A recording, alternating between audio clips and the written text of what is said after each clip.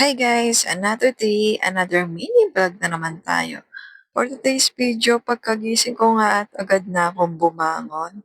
Bali, kailangan talaga maaga ako ngayon dahil ang ruta ko ngayon ay sa silang. Fast forward na nga dyan, nakaligo na ako, nakalmusal na ako at nag-aayos na ako para makaalis na rin ako. Bali kasi kailangan ko kasing agahan kasi minsan talaga ang hirap talaga mag-abang ng bus sa Salatran. Kaya naman, for the go, go, go! Kahit nga antok na antok pa ay kailangan talagang bumangon. Dapat kasi ang allowance ng aking pagpasok ay 1 oras kasi minsan hindi mo alam yung traffic o yung minsan yung bus ay nagpupuno pa. Fast forward na nga diyan, nakalabas na ako ng Eskinita, este ng bahay. At kitang-kita niyo naman talagang inaantok pa ako.